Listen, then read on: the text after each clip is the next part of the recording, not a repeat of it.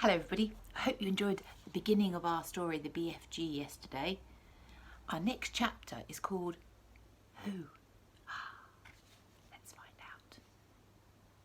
It wasn't a human. It couldn't be. It was 4 times as tall as the tallest human. It was so tall, its head was higher than an upstairs windows of the houses. Sophie opened her mouth to scream, but no sound came out. Her throat, like her whole body, was frozen in fright.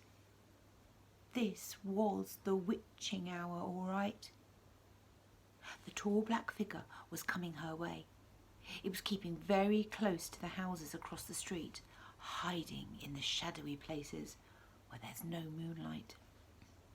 On and on it came, nearer and nearer, but it was moving in spurts. It would stop, then it would move on. Then it would stop again. What on earth was it doing? Sophie could see now what it was up to. It was stopping in front of each house. It would stop and peer into the upstairs window of each house in the street. It actually had to bend down to peer into an upstairs window. That's how tall it was. It would stop and peer in, and then it would slide onto the next house and stop again and peer in, and so on, all down the street. It was much closer now, and Sophie could see it more clearly. Looking at it carefully, she decided it had to be some kind of person.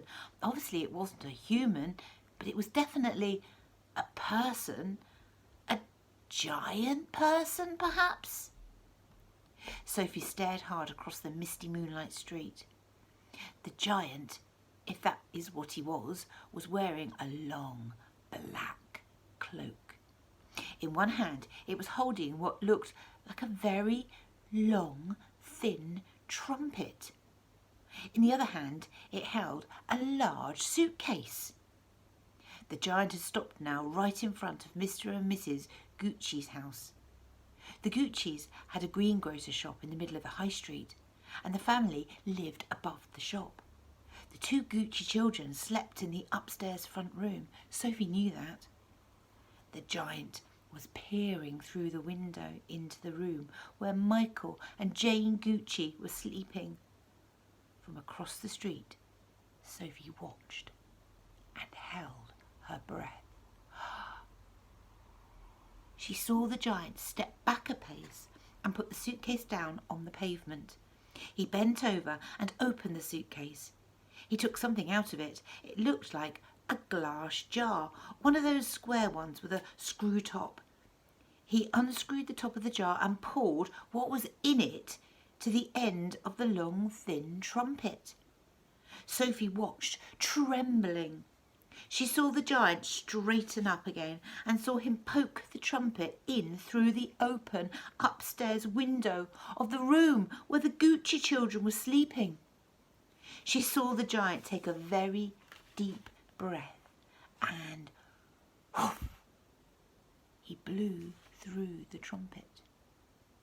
No noise came out, but it was obvious to Sophie that whatever had been in the jar had now been blown through the trumpet into the Gucci children's bedroom.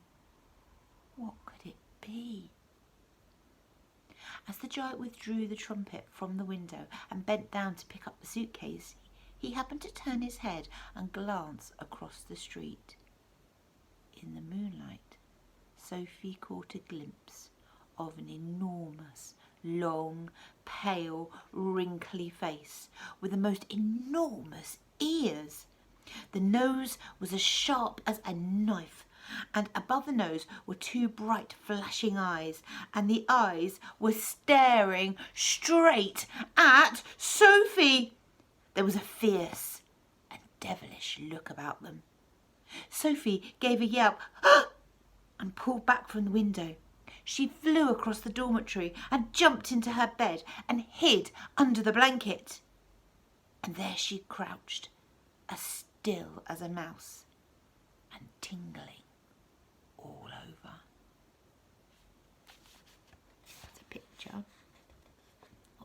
shadowy man or the shadowy person. It's a very dark picture, isn't it? These are all the pictures illustrated by Quentin Blake, who's illustrated, I think, almost all the Roald Dahl children's books. That's the end of that chapter. The next one's called The Snatch. Exciting. I'll see you later. Bye.